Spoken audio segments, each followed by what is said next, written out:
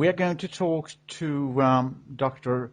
Rany Shamloul, who is a doctor and specialist in andrology and sexual medicine at Ottowa Hospital in Canada. Good afternoon to you, sir. Good afternoon as well. Thank you for having me on your program. You have just written about impact of cannabis use on male sexual health, together with a colleague, Anthony J. Bella. Cannabis, in the abstract, you say that cannabis is the most widely used illicit drug globally. Given the prevalence of non-prescription illicit drug abuse, there is a growing interest in the study of its potential effects on male sexual health. In this review that you've done, you discuss the effects of cannabis on male sexual health. Could you elaborate on that, please? What have you found so far? Okay, so research. I'll begin first by saying that research on the effect of cannabis on male sexual health started in the early 70s, with much interest to understand whether there is an effect on the sexual performance or the sexual desire, or both of them. Unfortunately, through the last 3 decades, there hasn't been strong studies done on the cannabis use on sexual health. What's available right now is that it affects sexual health.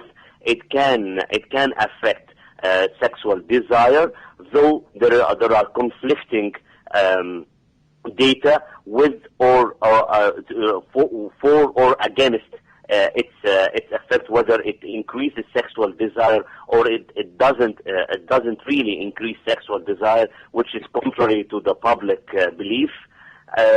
In terms of sexual performance, initially it was assumed that it doesn't affect sexual performance at all. However, in the past 2 or 3 years, there have been some research to say no, it can affect adversely the sexual performance, especially in men, through local receptors found in the penis itself. Mm.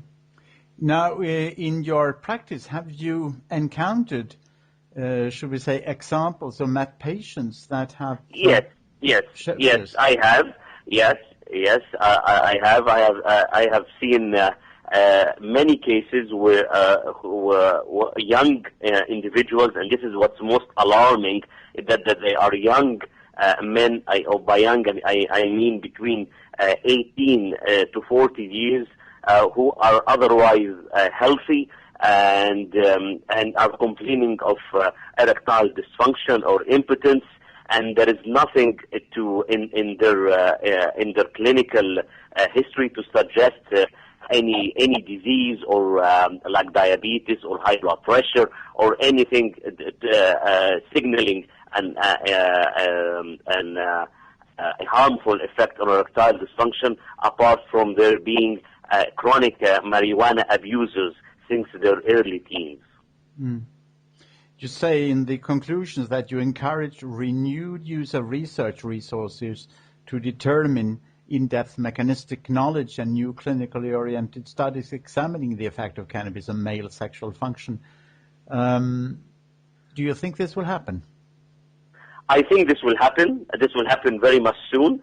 Because as I just said, the last 2 years, especially in 2010, there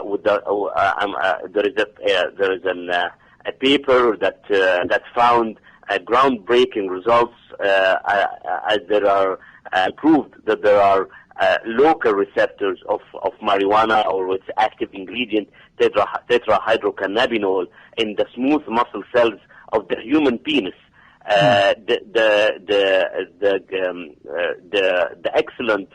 This excellent finding really opens new doors to where are we heading towards clinical trials with cannabis, because initially the main scientific body considered cannabis to be acting only on the brain and having only effect on the brain.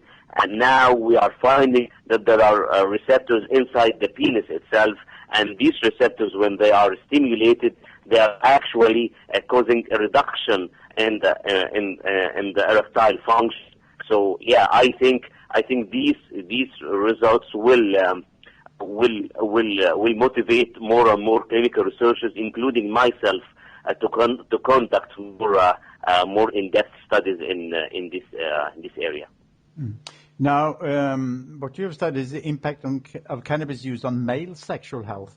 Is there any equivalent if we're talking about female sexual health? Unfortunately, no. There isn't. Up till now, the area of female sexual dysfunction as a whole itself is disappointingly under-researched. The few data that's available and results that's been done over the past 3 decades are really difficult to interpret due to many problems with the design. Again, what they focused on at that time or was the effect of cannabis on testosterone and on sexual desire in females, and they couldn't find any link. However, there was no actual studying and investigation of the mechanism of female arousal, and just as it done with their male counterparts. Now there is a pretty heavy push for so-called medical marijuana in the United States. In I think it's 15 states today. Now, your findings, if we look at the medical marijuana, do you have any comments on that? Well, I can't really say is it a good thing or a bad or a absolutely bad thing. But what I can say that from the sexual medicine point of view, it's something that has to be seriously considered before legitimizing something like that.